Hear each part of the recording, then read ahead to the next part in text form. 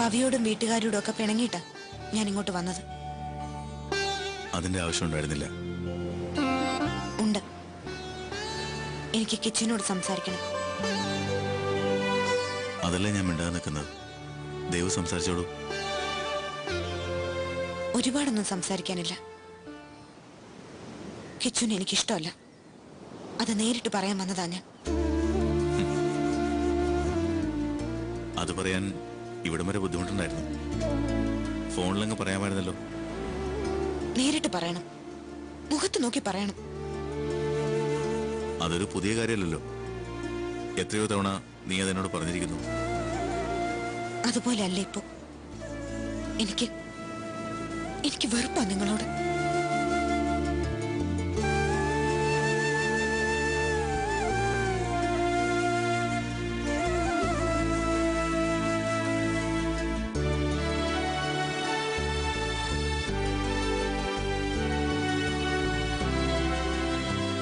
എന്താ നിനക്കെന്നോട് പറയാനുള്ളത്?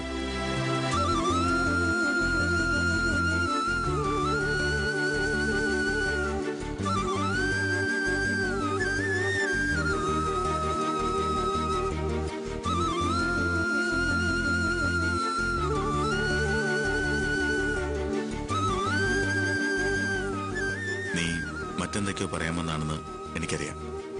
പറയേ. എന്റെ ജീവിതം എങ്ങനെ നശിപ്പിച്ചത് കിച്ചു അല്ലേ? ഇതും നീ മുമ്പ് പറഞ്ഞിട്ടുള്ളതാണ്. ഇന്ന് കാരണം എന്താണെന്ന് എനിക്കറിയില്ല. പക്ഷേ അന്ന് കല്യാണിയായിരുന്നു നിന്റെ പ്രശ്നം. ഇന്നും കല്യാണി ചേച്ചി തന്നെയാണ് എന്റെ പ്രശ്നം. ഒരു വാക്ക് എന്നോട് പറഞ്ഞുകൂടായിരുന്നോ കിച്ചുന്? കല്യാണി ചേച്ചി കിച്ചുന്റെ പെങ്ങളാണെന്ന് ഒരു തവണയെങ്കിലും എന്നോട് പറഞ്ഞിരുന്നെങ്കിൽ എനിക്ക് നഷ്ടപ്പെടുമായിരുന്നു കിച്ചുന്. അത് നീ സ്വയം കാണുന്നൊരു എക്സ്ക്യൂസാണ്. കല്യാണി എന്റെ ആരാണെന്നുള്ളതിനേക്കാൾ എന്നെ നീ അത്രയ്ക്കേ വിശ്വസിച്ചുള്ളൂ എന്നല്ലേ സത്യം. കൂടെ നടക്കുമ്പോഴും മനസ്സിൽ കൊണ്ടു നടക്കുമ്പോഴും സംശയദൃഷ്ടിയോടാണ് നീ എന്നെ നോക്കിയിരുന്നത്. അല്ല, എനിക്ക് വിശ്വാസമായിരുന്നു. വിശ്വാസം വെറുതെ കളിക്ക് പറയാവുന്നൊരു വാക്കല്ല ദേവു.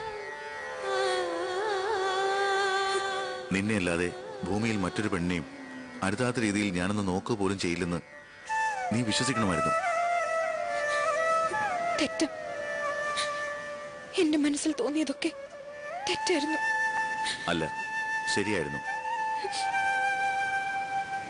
ആ ശരി കൊണ്ട് IASന്റെ പവറിന് ചേർന്നൊരു ബന്ധം തന്നെ കിട്ടിയില്ലേ നിനക്ക്? ജീവിക്കാൻ ഒരുപാട് കഷ്ടപ്പെടുന്ന എന്നെപ്പോലൊരു സാധാരണക്കാരനെ വേണ്ടെന്ന് വെച്ചത് തന്നെ നല്ലത്. ആ പിന്നെ മനസ്സ്, അത് ഇന്നൊരാളുടെ കൂടെയാണെങ്കിൽ നാളെ മറ്റൊരാളുടെ കൂടെ. ഒന്നുറങ്ങി എഴുന്നേക്കുമ്പോൾ മറക്കാവുന്നുള്ള ഒരാളെ. മനസ്സെന്നും ഒരാളെ കുറിച്ച് ചിന്തിച്ചിട്ടുള്ളൂ. എന്നെ കുറിച്ച് ചിന്തിക്കുന്നു എന്ന് പറയാനാണെങ്കിൽ വേണ്ട. അത്തരം വില കുറഞ്ഞ വാക്കുകൾക്ക് മുന്നിൽ നിന്ന് തരാൻ ബുദ്ധിമുട്ടുണ്ട് എനിക്ക്. അറിയാം, കിച്ചുനെ മനസ്സിലാക്കിയതിൽ എവിടെയൊക്കെയോ തെറ്റുപറ്റിയിട്ടുണ്ട് എനിക്ക്.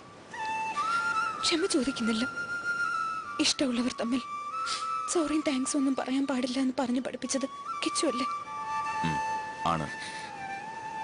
പക്ഷേ ദേവൻ എന്നോട് അതൊക്കെ വേണമെങ്കിൽ പറയാം.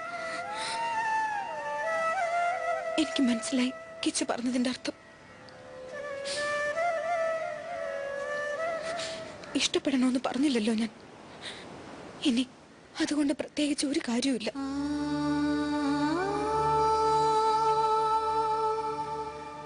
പക്ഷെ വെറുക്കരുത്. കിച്ചുവിന്റെ ജീവിതം നശിപ്പിച്ചതിന് ശപിക്കരുതെന്നെ. തെറ്റുപറ്റിയത് ഞാൻ സമ്മതിച്ചില്ലേ? തെറ്റായിരുന്നു. കിച്ചുവിനോട് ചെയ്തതൊക്കെ തെറ്റായിരുന്നു ഞാൻ. സാരമില്ല, ഒക്കെ സംഭവിച്ചു പോയില്ലേ? സംഭവിച്ചു പോയി. ആ കുറ്റബോധത്തിൽ മനസ്സ് നിറയ ഞാനിവിടെ വന്നത്. ദേവു, നീ എന്നെ ഉപേക്ഷിച്ച് പോയപ്പോഴും നിന്നെ വെറുത്തിട്ടില്ല ഞാൻ. അതിന് കഴിയില്ല എനിക്ക്. ഞാൻ കരയുമ്പോഴും നീ സുഖമായിട്ടിരിക്കണമെന്നേ ഞാൻ വിചാരിച്ചിട്ടുള്ളൂ. സുഖമായിട്ടല്ല ഇരിക്കുന്നത്. കിച്ചുവിനെ വേദനിപ്പിച്ചതിന് ഈശ്വരൻ കടുത്ത ശിക്ഷ എനിക്ക് തന്നത്. ഒരു പെണ്ണിനും കൊടുക്കാത്തത്ര കടുത്ത ശിക്ഷ.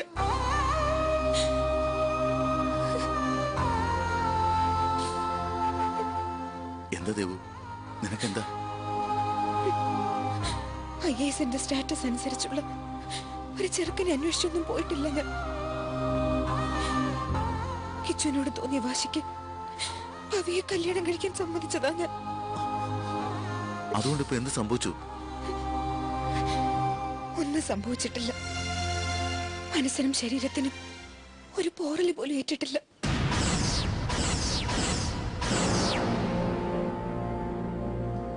കിച്ചു പണ്ട് കണ്ട ദേവു എങ്ങനെയാണോ അങ്ങനെ തന്നെ ഇപ്പോഴും.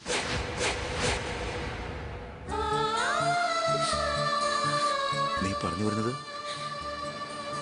പറഞ്ഞു വരുന്നില്ല, പറഞ്ഞ് അവസാനിപ്പിക്കുക. ചെയ്തതൊക്കെ തെറ്റാണെന്ന് ഞാൻ പറഞ്ഞില്ല കിച്ചുവിനോട്. പക്ഷെ അതിന്റെ പേരിൽ ക്ഷമ ചോദിക്കില്ല ഞാൻ. കിച്ചുവിനെ പോലെ ഇത്രയും നല്ല മനസ്സിനെ കൈവിട്ട് കളഞ്ഞല്ലോ എന്ന കുറ്റബോധത്തിൽ കാലു പിടിച്ച് കരയില്ല ഞാൻ. അങ്ങനൊന്നും ഒരു വിധിക്കും എന്നെ തോൽപ്പിക്കാൻ പറ്റില്ല. ഞാൻ വെറും വാക്ക് പറയില്ല എന്ന് കിച്ചുവിനറിയാലോ. ചെയ്ത തെറ്റുകൾക്കൊന്നും പരിഹാരം കാണാൻ കഴിയില്ല എന്ന് തീർച്ചയായി കഴിഞ്ഞാൽ definitely I will commit suicide.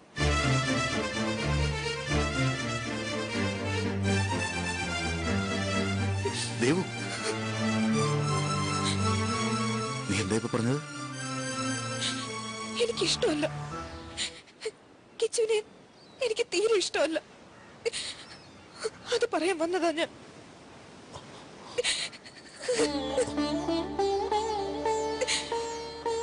ഇത് കരയാതിരിക്കേ.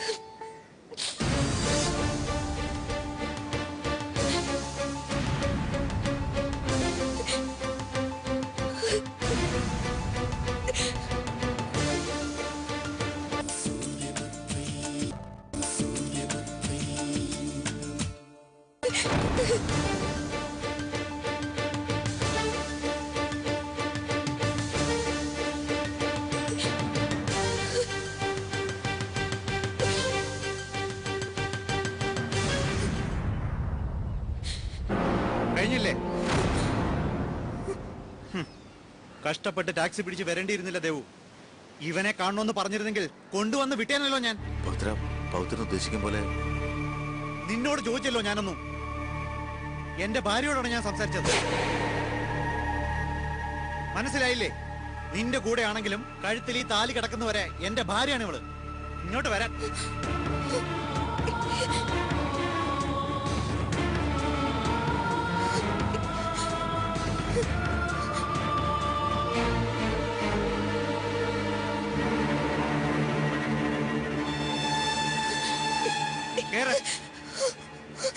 പറഞ്ഞത് കേട്ടില്ലേ? കേറാൻ.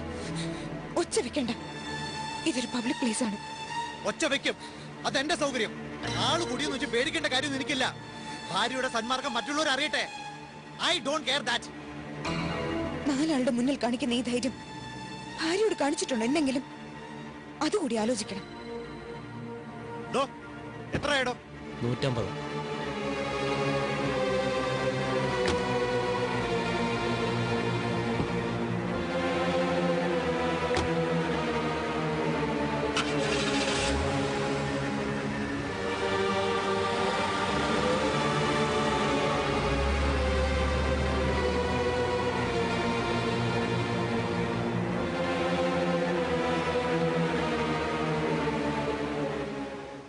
കുഞ്ഞമ്മയ്ക്ക് ശരിക്കും അറിഞ്ഞൂടാത്തോണ്ടാ കിച്ചുന്റെ സ്വഭാവം. ചില സമയത്ത് നമുക്ക് തോന്നും ഈ മനുഷ്യന് സ്നേഹിക്കാൻ മാത്രമേ അറിയുള്ളൂന്ന്. അതൊക്കെ ഇപ്പോഴല്ലേ മോളെ.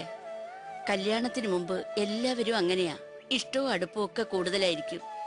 ജീവിതത്തിലേക്ക് വരുമ്പോഴാ ശരിയായ സ്വഭാവം അടുത്തറിയുന്നത്.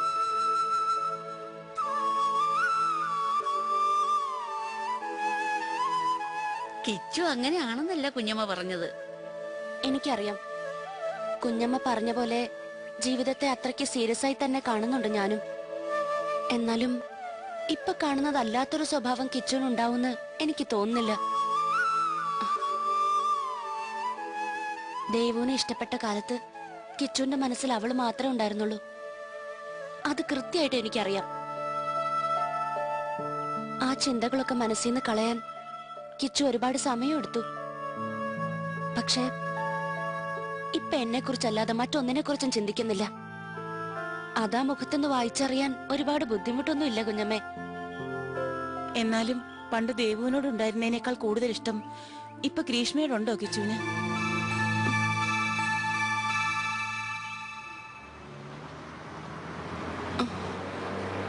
ഉണ്ട്. അതെന്താ ഉറപ്പിച്ചു പറയാത്തത്? ഉറപ്പിച്ചു തന്നെയാ പറഞ്ഞത്. നിങ്ങൾ എന്തിനാ ആവശ്യമില്ലാത്ത കാര്യങ്ങളൊക്കെ അന്വേഷിക്കുന്നേ? ആവശ്യമുള്ള കാര്യങ്ങൾ തന്നെയാ. എനിക്കല്ല, ഗ്രീഷ്മയ്ക്ക്. മുമ്പ് ആരെയൊക്കെ സ്നേഹിച്ചിരുന്നെങ്കിലും അതിനേക്കാളൊക്കെ കൂടുതൽ കിച്ചു ഗ്രീഷ്മയെ സ്നേഹിക്കണം. ഭർത്താവിന്റെ മനസ്സിൽ പോലും മറ്റൊരാൾ വരാതെ നോക്കേണ്ടത് പെണ്ണിന്റെ ഉത്തരവാദിത്വമാണ്.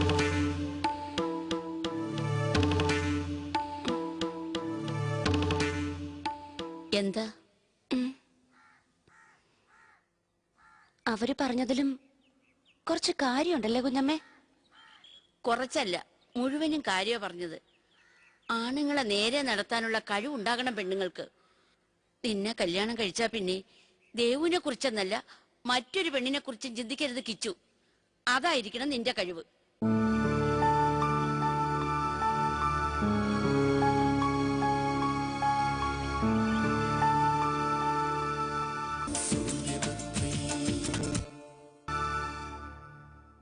നടക്കും. പവി എത്ര ബഹളം വെച്ചാലും എന്റെ വ്യക്തിപരമായ സ്വാതന്ത്ര്യങ്ങൾ നടക്കാതിരിക്കില്ല. എല്ലാ മനുഷ്യനും അവനവന്റേതായ മിനിമം ആവശ്യങ്ങളും അവകാശങ്ങളും ഉണ്ട്.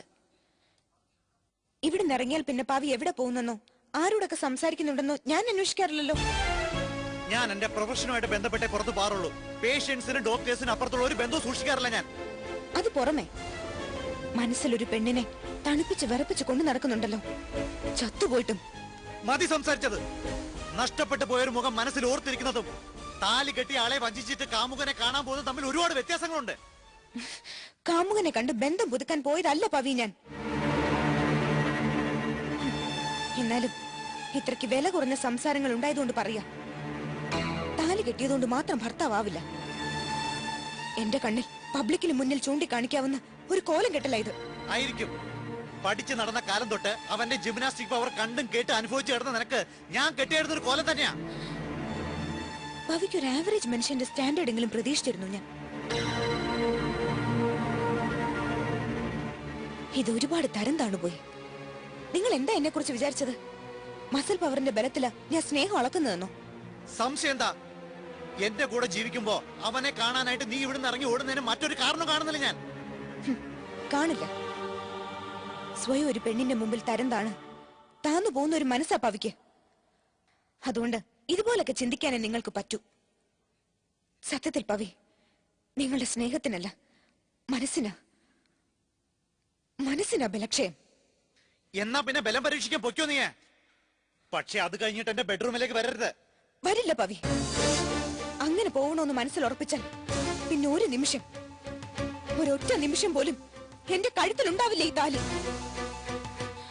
ഇതിന്റെ പേരിൽ എന്നെ പിടിച്ചു നിർത്താൻ പവിക്ക് ഈ ജന്മത്ത് കഴിയില്ല. നിന്നെ ഞാൻ വെറുതെ അങ്ങ് ഇറക്കി വിടൂല ദേവു. എന്റെ കഴിവുകേട് സമ്മതിച്ച് അവന്റെ കയ്യിലേക്ക് നിന്നെ അങ്ങ് പിടിച്ചേൽപ്പിക്കുവെന്നാ വിചാരമെങ്കിൽ മനക്കോട്ടയാണത്. നീ പറഞ്ഞില്ലേ തരം താണ് പോയി ഞാനെന്ന്. അതിന് ഏത് ലെവൽ വരെ വേണമെങ്കിലും ആവാം. അവനെ വിളിക്കാൻ ഞാൻ.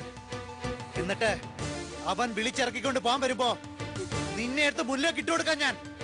ജീവനോടല്ല, നിന്റെ ശവം.